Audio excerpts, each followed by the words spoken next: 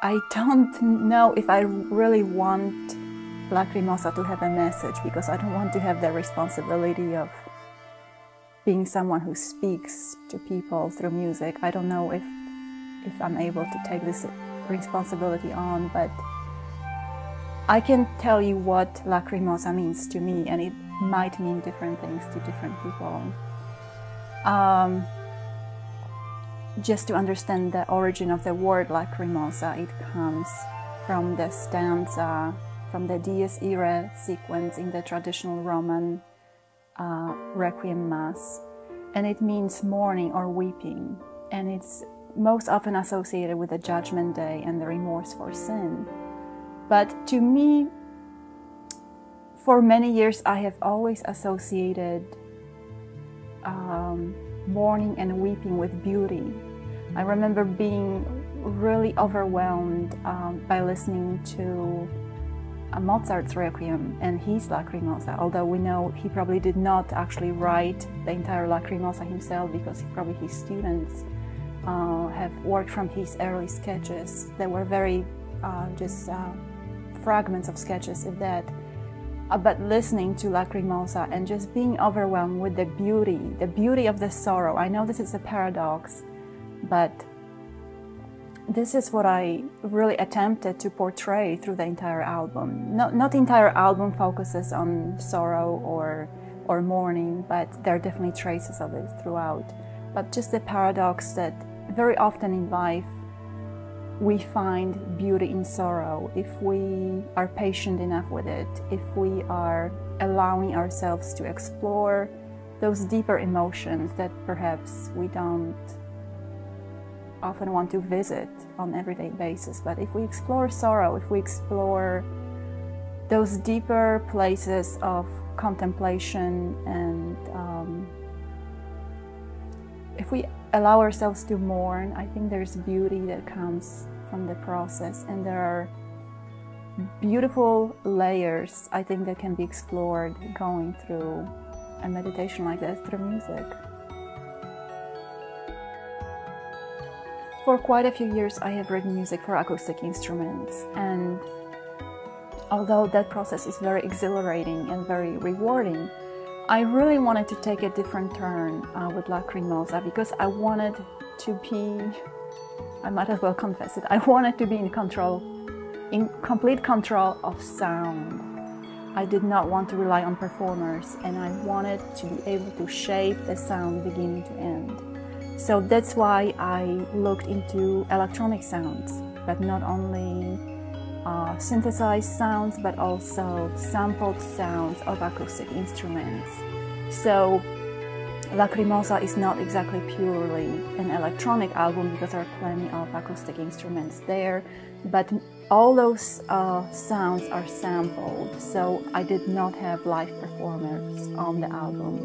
The only live performer is actually when I sang myself, so my voice is the only live thing that is happening on the album. But I definitely wanted to explore the sound. I did not want to be bound by a traditional instrument.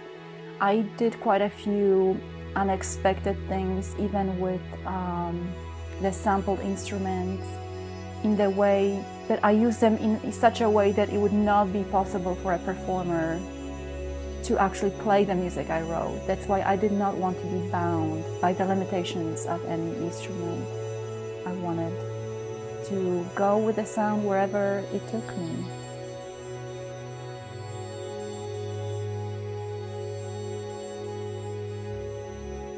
I came to Asheville not knowing anybody.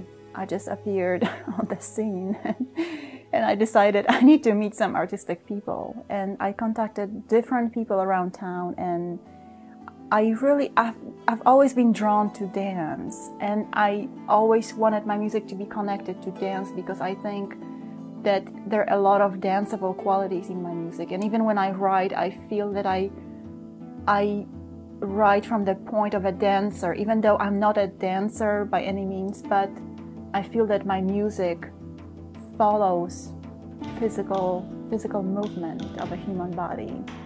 So I decided to write an email to Ann Dunn, who is the chief choreographer for Asheville Ballet, and just wrote her an email out of the blue saying, let's talk, can we work together? And Ann was very nice. We met for lunch and we talked about possible future collaborations. We had a couple of projects that could possibly happen.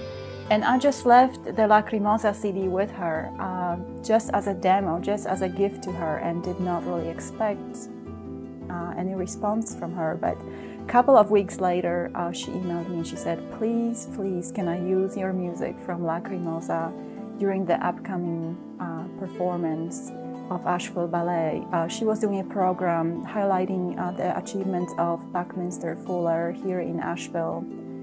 And apparently the composer that she was working with at the time was not able to work with her, and she just needed music immediately. And she said, you know, maybe it worked out for the better because I really like the album and really would like to use your music. So sometimes things happen for a reason, and I was very happy that Anne suddenly needed music. And so we ended up having a wonderful performance at the Diana Wortham Theatre here downtown in Asheville. And the collaboration was a really very rewarding experience. I went to a couple of rehearsals, but I was really an observer in the process. I trusted her judgment. I saw how she worked with the dancers.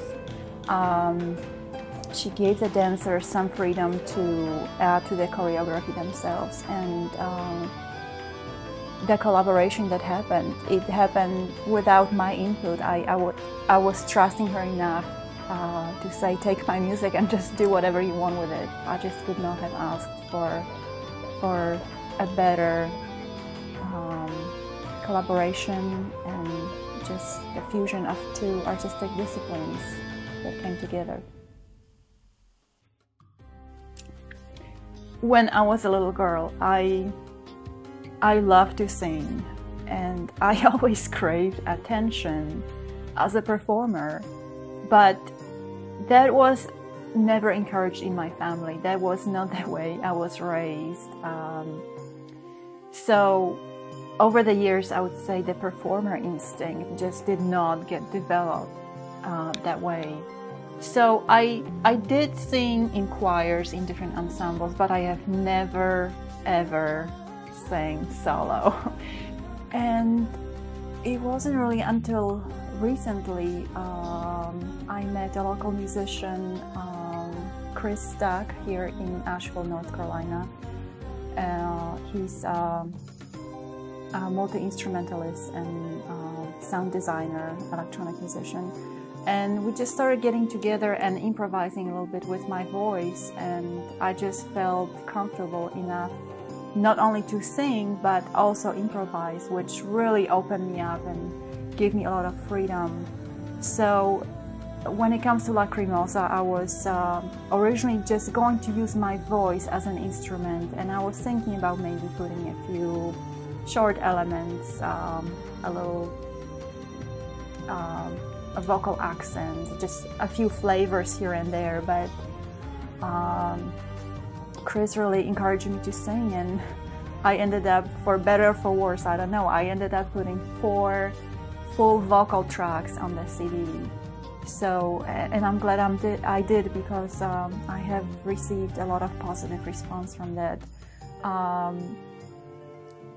Actually, the last track, Anemone, is completely a vocal track without any instruments, and the way just this track was laid down was an interesting story too, because I already had 11 tracks on the CD, and that was probably enough to put the whole compilation out, but I felt I really need to follow my guts, and I would like to do this last final track. And I told my engineer, Paul Howells, you know, just give me about 7 or 8 minutes. I just would like to improvise with my voice, and I will take it home, I will cut it and splice it and see what happens. If it works out, fine. If it doesn't, then we haven't lost anything.